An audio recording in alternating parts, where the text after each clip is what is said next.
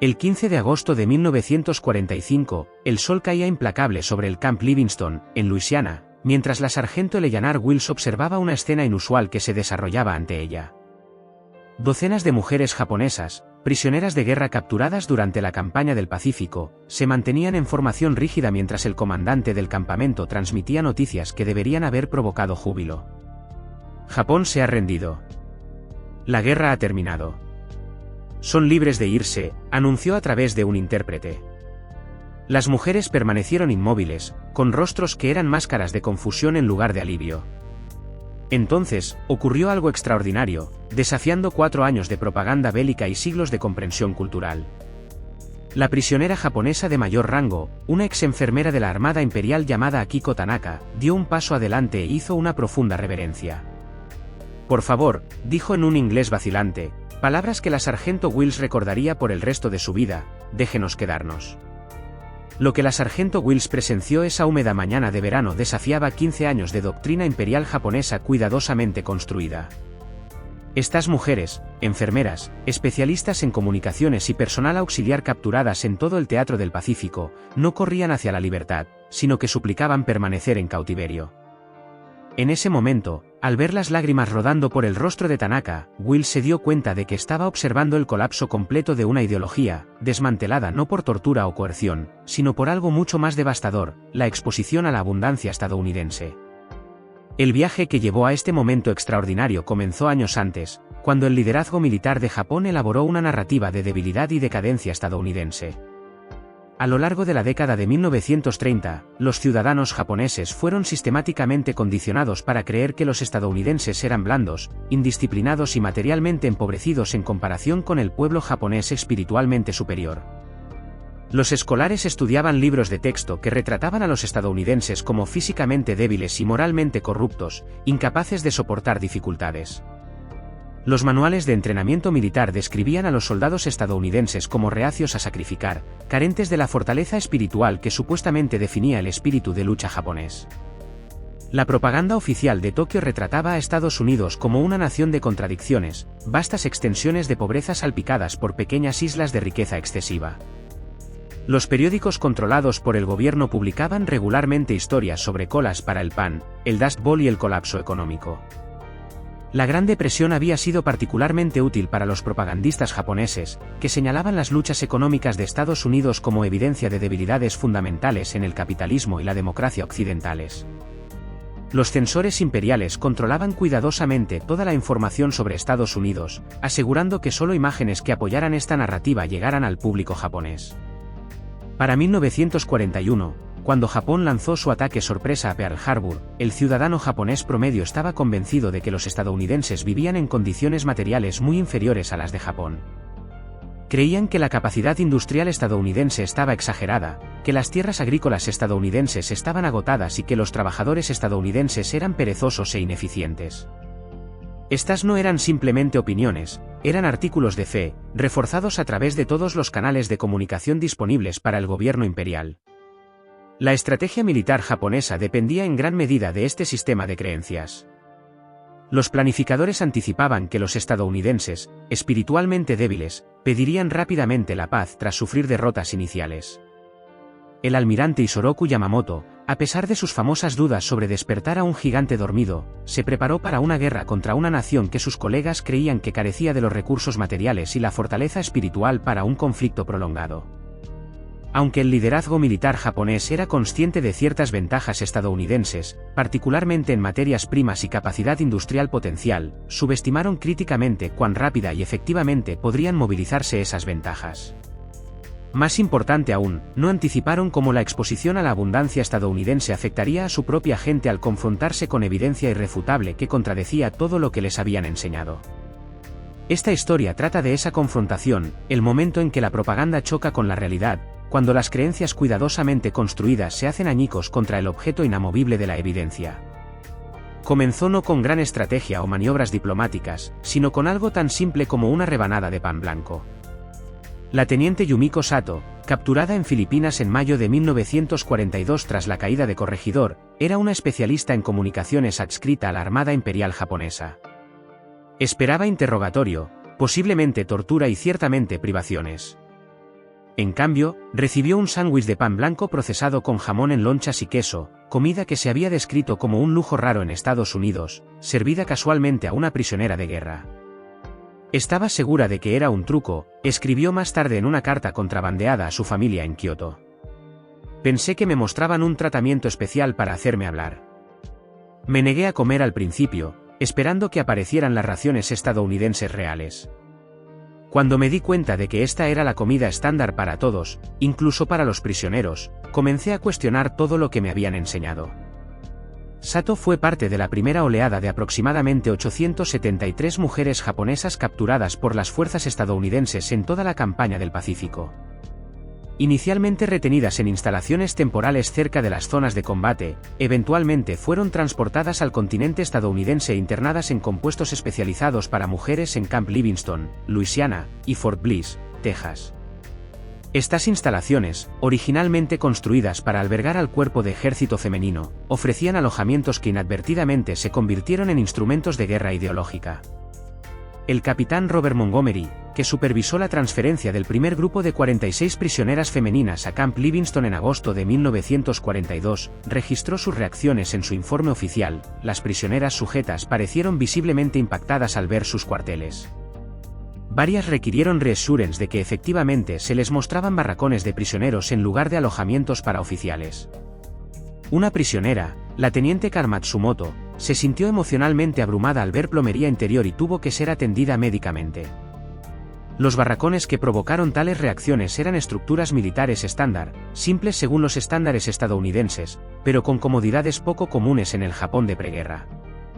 Iluminación eléctrica, inodoros interiores, agua corriente fría y caliente, y calefacción central representaban un nivel de vida que muchas prisioneras asociaban solo con la élite japonesa. Aún más desorientador era la manera casual en que sus guardias estadounidenses trataban estos lujos. Las mujeres estadounidenses desperdician agua de una forma que sería criminal en Japón, escribió la enfermera Chiyo Yamamoto en un diario recuperado más tarde por las autoridades de ocupación. Dejan los grifos abiertos mientras se cepillan los dientes. Se duchan diariamente, a veces 2 veces al día en este calor. Cuando le pregunté a la sargento Miller por qué no conservan el agua, pareció confundida y dijo, hay mucho más de dónde viene eso. No le creí hasta que me mostraron la planta de tratamiento de agua que sirve al campamento. Procesa más agua diariamente que toda mi ciudad natal en un mes. Estas impresiones iniciales fueron solo el comienzo de un desmantelamiento sistemático de la propaganda imperial que ocurriría durante los siguientes 3 años. A medida que las mujeres se instalaban en el cautiverio, su exposición a la abundancia material estadounidense se aceleró, creando disonancia cognitiva que resultaba cada vez más difícil de reconciliar con sus creencias previas. La comida se convirtió en el desafío más inmediato y visceral a la propaganda japonesa. La ración estándar para prisioneros, aunque reducida en comparación con la del personal estadounidense, aún proporcionaba aproximadamente 3.200 calorías diarias, significativamente más de lo que muchas mujeres habían consumido regularmente en Japón, donde el racionamiento de guerra había reducido la ingesta civil a alrededor de 1.800 calorías para 1942. Más impactante que la cantidad era la variedad y calidad de la comida disponible. La sargento Marian Jenkins, que supervisaba la cocina del campamento, registró numerosas instancias de prisioneras cuestionando la autenticidad de sus comidas. Siguen preguntando si esto es un tratamiento especial, escribió en octubre de 1942. Tuve que llevar a 3 de ellas a un recorrido por nuestro almacén para convencerlas de que no estábamos agotando los suministros locales para alimentarlas. La teniente Tanaka se alteró visiblemente al ver nuestro almacenamiento de papas, que contenía más papas de las que su ciudad natal recibía en raciones mensuales. Preguntó repetidamente si este era el almacén principal de alimentos para Luisiana. No podía comprender que era solo para nuestro campamento. La incredulidad de las prisioneras se extendía más allá de la comida a todos los aspectos de la cultura material estadounidense que encontraban. Suministros médicos, ropa, equipo mecánico e incluso artículos considerados desechables se convirtieron en fuentes de asombro. La capitana Julia Rodríguez, la oficial médica asignada al compuesto de mujeres, documentó una reacción cuando descartó rollos de gasa médica parcialmente usados después de tratar lesiones menores. La enfermera Aida recuperó la gasa del contenedor de basura y preguntó por qué tiraba suministros médicos valiosos, informó Rodríguez. Cuando expliqué nuestros protocolos para prevenir infecciones, se agitó y explicó que en los hospitales de campaña japoneses lavaban y reutilizaban la gasa hasta que literalmente se deshacía. Me mostró técnicas de zurcido que usaban para extender la vida de los textiles médicos. Cuando le mostré nuestra sala de suministros médicos con sus cientos de rollos de gasa, se sentó en el suelo y lloró. Más tarde, me dijo que había visto morir a pacientes en Filipinas porque se habían quedado sin suministros básicos como los que descartábamos diariamente. La revelación se extendía más allá de los bienes de consumo a la capacidad industrial. En abril de 1943, como parte de un programa de trabajo diseñado para reducir la tensión psicológica del cautiverio, se permitió a varias prisioneras con antecedentes técnicos trabajar bajo supervisión en una conservera cercana que procesaba vegetales para raciones militares. La teniente Haruko Nishimura, una ingeniera que había trabajado en procesamiento de alimentos en Osaka antes de la guerra, experimentó lo que el psicólogo del campamento, el Dr. William Barrett, describió como un quiebre profundo de la realidad al ver la instalación. La maquinaria es 2 veces más grande y 3 veces más rápida que nuestras instalaciones más modernas en Japón, anotó Nishimura en una declaración registrada durante una evaluación psicológica. Una conservera estadounidense procesa más en un día de lo que mi fábrica entera podía manejar en una semana, y esta ni siquiera es su instalación principal de producción. El supervisor me dijo que esta era una de docenas de operaciones similares. Cuando expresé dudas, me mostró manifiestos de envío de otras conserveras. Los números eran tan grandes que pensé que había un error de traducción. Cuando Nishimura supo que gran parte de esta producción estaba destinada no a tropas de primera línea, sino a envíos de préstamo y arriendo a aliados, reportedly se enfermó físicamente. Estamos luchando contra una nación que puede alimentarse, armarse y aún suministrar a sus aliados con más que toda la producción de Japón, le dijo al intérprete del campamento. ¿Cómo no lo sabíamos? Esta pregunta, ¿cómo no lo sabíamos?, se volvió cada vez más común entre las prisioneras a medida que continuaba su exposición a la abundancia estadounidense. La respuesta, por supuesto, radicaba en el sistema comprensivo de control de información que había existido en el Japón imperial. Sin acceso a información precisa sobre la capacidad industrial estadounidense, los ciudadanos japoneses e incluso los planificadores militares no tenían contexto para entender la verdadera disparidad entre las naciones. Esta disparidad se hizo dolorosamente clara a través de innumerables encuentros pequeños. En septiembre de 1943, un grupo de prisioneras fue llevado a una tienda departamental en Alexandria, Luisiana, para obtener artículos de ropa civil no disponibles en el suministro militar. La salida, destinada como una tarea de adquisición rutinaria, se convirtió en otro momento de revelación. Midori Tanaka, una exdependiente en lo que se consideraba una tienda departamental de lujo en Tokio, deambulaba por la tienda estadounidense en estado de shock. La calidad de la tela disponible para estadounidenses ordinarios es mejor que la reservada para clientes de lujo en Japón, le dijo más tarde a los administradores del campamento, y la cantidad, estantes y estantes de vestidos, anaqueles de zapatos en todos los tamaños.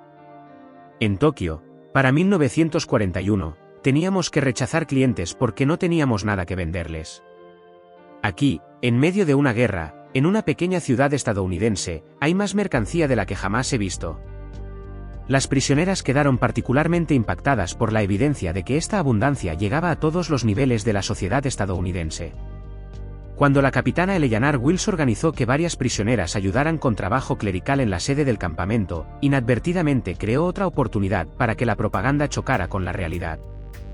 Mientras las prisioneras trabajaban junto al personal alistado estadounidense, observaban posesiones personales y hábitos diarios que revelaban el nivel de vida disfrutado incluso por miembros militares junior. La cabo Davis me mostró una fotografía de la granja de su familia en Iowa, informó Yoshiko Ori, una exfuncionaria del Ministerio de Agricultura. Poseen 2 tractores para una sola granja familiar. La hija de un agricultor tiene un reloj de pulsera, zapatos de cuero y una educación secundaria. Cuando expresé sorpresa, Davis pareció confundida por mi reacción. Dijo que su familia no era rica, solo agricultores promedio. En Japón, una familia que poseyera un tractor se consideraría muy próspera. Una familia con 2 estaría entre las más ricas de una aldea. Estas revelaciones se extendían a los antecedentes personales de sus guardias estadounidenses. Muchas del personal del cuerpo de ejército femenino asignado al campamento provenían de orígenes de clase trabajadora que las habrían colocado entre la clase media o media alta en la sociedad japonesa. Sus referencias casuales a automóviles, electrodomésticos y oportunidades educativas creaban una imagen comprensiva de la vida estadounidense que contradecía todo lo que las prisioneras habían aprendido. La teniente Noriko Suzuki, que había trabajado como mecanógrafa en la sede de la Armada japonesa en Tokio, formó una amistad improbable con su contraparte, la sargento Ruth Goldman, que había ocupado un puesto similar en una compañía manufacturera antes de unirse al WAC. Sus conversaciones sobre la vida de preguerra se convirtieron en una comparación sistemática de estándares de vida que dejó a Suzuki cada vez más perturbada. Goldman habló de su modesto apartamento en Chicago, registró Suzuki en un diario donado más tarde a los archivos nacionales. Describió un refrigerador eléctrico, un teléfono, una radio y su propio baño privado. Mencionó estas cosas sin orgullo, como si fueran completamente ordinarias. Cuando le dije que mi familia, mi padre es un funcionario gubernamental respetado, no tenía ninguna de estas cosas en nuestra casa en Tokio, pensó que bromeaba. Pero Japón es un país moderno, dijo. No sabía cómo explicar que lo que los estadounidenses consideran necesidades básicas son lujos en Japón, incluso para la clase profesional. Para mediados de 1944, la evidencia acumulada de la superioridad material estadounidense había creado una crisis de fe entre muchas prisioneras. Sus diarios, cartas e entrevistas revelan un proceso doloroso de reconciliar la realidad con una vida entera de propaganda. Algunas respondieron con negación, insistiendo en que se les mostraba una versión falsa de Estados Unidos o que la abundancia que presenciaban era de alguna manera insostenible. Otras experimentaron depresión al confrontar las implicaciones de lo que aprendían, no solo para el probable resultado de la guerra, sino para su comprensión de su propia sociedad. La capitana Sumiko Ito, que había servido como administradora en un hospital naval en Yokosuka antes de su captura en las Islas Marshall, documentó esta lucha psicológica con detalle notable. Fui criada para creer que la fuerza espiritual siempre triunfaría sobre la ventaja material, escribió. Nos enseñaron que los estadounidenses eran blandos, que se romperían bajo presión porque estaban acostumbrados al confort. Ahora vivo entre ellos y veo que su confort no los hace débiles, los hace fuertes. Luchan lejos de casa, no por desesperación, sino por elección. Y luchan con armas de calidad asombrosa y números abrumadores. La abundancia que veo aquí no es a pesar del esfuerzo de guerra, sino debido a la capacidad que hace posible ese esfuerzo. Esta realización, que la abundancia material y la capacidad industrial se traducían directamente en poder militar, se extendió entre las prisioneras a medida que llegaban noticias de avances aliados a través de canales aprobados. A las mujeres se les permitía acceso a periódicos censurados y transmisiones de radio, que, incluso con su sesgo proestadounidense, proporcionaban suficiente información para rastrear la trayectoria de la guerra. A medida que las fuerzas estadounidenses avanzaban por el Pacífico, capturando isla tras isla y sometiendo al Homeland japonés a bombardeos intensificados, las prisioneras podían correlacionar estos éxitos militares con el poder industrial que presenciaban diariamente. En enero de 1945, se les mostró un documental sobre la producción de guerra estadounidense. Aunque destinado principalmente como entretenimiento, la película se convirtió en otro vector para desmantelar la propaganda imperial. Las imágenes de fábricas enormes produciendo aviones, barcos y tanques en cantidades que parecían imposibles tuvieron un impacto profundo en las prisioneras educadas técnicamente. La teniente Eiko Nakamura, que había estudiado ingeniería en la Universidad Imperial de Tokio, vio las imágenes de la planta de bombarderos Fort Willow Run en silencio incrédulo. Cuando el narrador mencionó que la instalación producía un bombardero B-24 cada hora, se levantó y salió de la habitación. Los guardias la encontraron afuera, visiblemente sacudida. No es posible, repetía. Nuestras mejores instalaciones de aviones podrían producir 1 o 2 bombarderos por semana. Las matemáticas no permiten tal producción. Debe haber algún truco de propaganda en la película. Cuando se le ofreció la oportunidad de estudiar revistas técnicas que confirmaban estas cifras de producción, Nakamura inicialmente se negó, diciendo, si acepto que esto es cierto, entonces debo aceptar que todo lo que me enseñaron sobre la posición de nuestra nación en el mundo es falso. Esta crisis de fe no fue universal. Algunas prisioneras mantuvieron su compromiso ideológico a pesar de la evidencia que las rodeaba, atribuyendo la abundancia estadounidense a la decadencia y la debilidad espiritual, aferrándose a la creencia de que la superioridad espiritual japonesa eventualmente superaría la desventaja material. Estos resistentes ideológicos crearon tensión dentro de la comunidad de prisioneras, a veces ostracizando a aquellas que expresaban abiertamente dudas sobre las narrativas de propaganda de Japón. Sin embargo, incluso las más comprometidas encontraron gradualmente sus posiciones difíciles de mantener a medida que la evidencia se acumulaba y la trayectoria de la guerra se aclaraba. Para la primavera de 1945, cuando llegaron noticias de los devastadores bombardeos incendiarios de Tokio y otras ciudades japonesas al campamento, incluso los exresistentes comenzaron a reconciliarse con las implicaciones de lo que habían presenciado. Hanako Yoshida, que había sido maestra en Nagasaki antes de ser capturada mientras servía como oficinista militar en Filipinas, describió esta transformación en una declaración a las autoridades del campamento: enseñé a mis estudiantes que Japón era igual a cualquier potencia occidental, que nuestra fuerza espiritual compensaba cualquier desventaja material. Ahora entiendo que estaba enseñando una ilusión cómoda. La brecha entre Japón y Estados Unidos no es como la brecha entre dos naciones modernas, es como la brecha entre dos eras diferentes de la historia. Hemos estado luchando una guerra contra una nación que existe 20 años en nuestro futuro. A medida que la superioridad material de la sociedad estadounidense se volvía innegable, muchas prisioneras cambiaron su enfoque a entender cómo se lograba esta abundancia. Comenzaron a solicitar libros sobre historia estadounidense, economía y desarrollo industrial. Las autoridades del campamento, viendo una oportunidad para un compromiso positivo, establecieron un programa educativo informal que se volvió inesperadamente popular. La sargento Ellen Martínez, que había sido maestra de secundaria antes de la guerra, fue asignada para coordinar estas actividades educativas. Esperaba que quizás una docena de mujeres participaran, recordó más tarde. En cambio, casi el 80% de las prisioneras se inscribieron en al menos una clase. Los temas más populares fueron métodos agrícolas estadounidenses, organización industrial y sistemas educativos. Abordaron estos temas con una intensidad casi desesperada, como si entender la abundancia estadounidense se hubiera convertido en un asunto de importancia personal urgente.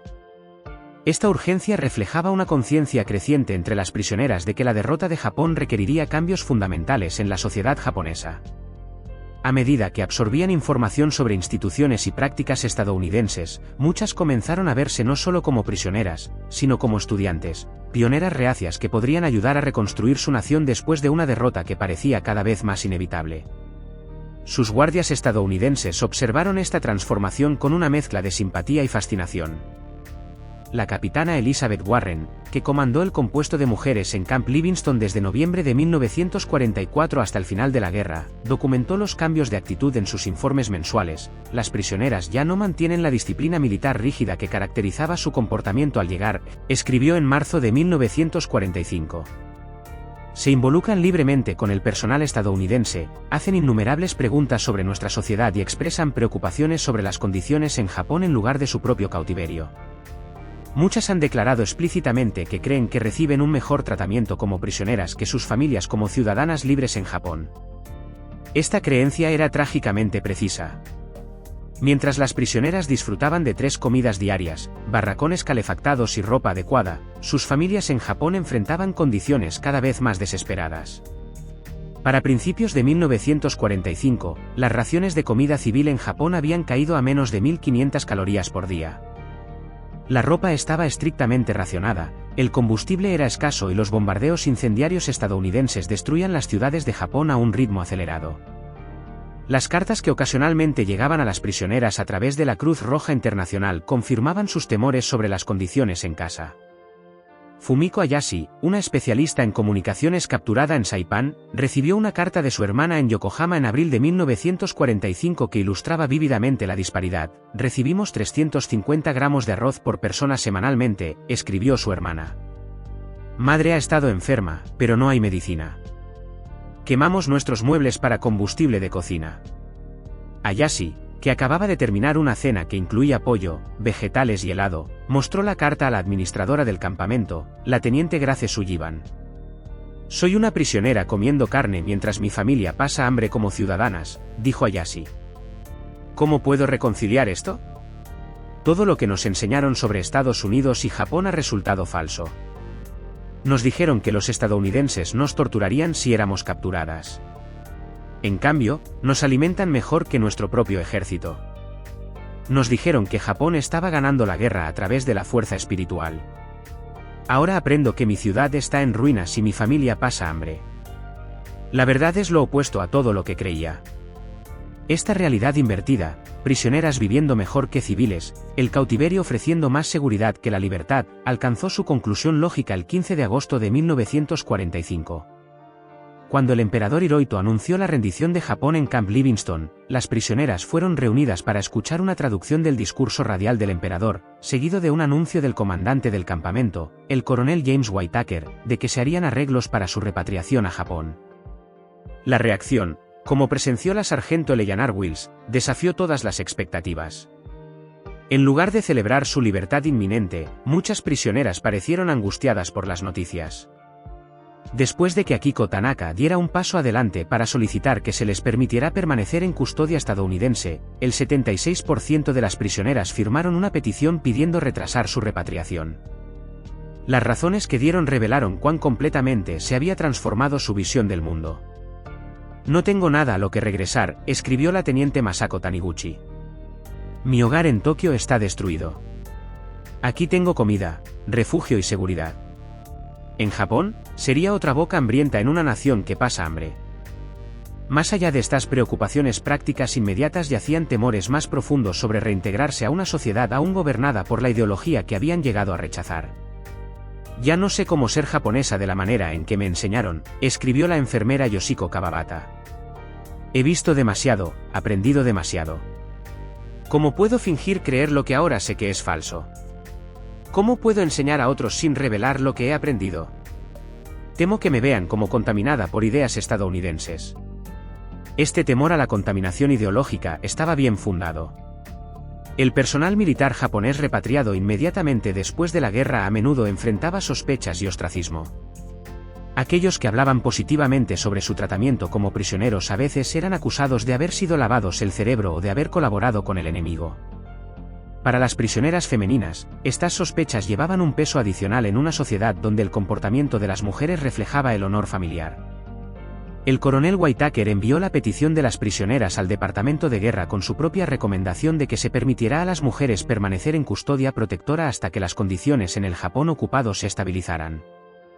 Estas mujeres han experimentado una transformación psicológica profunda, escribió.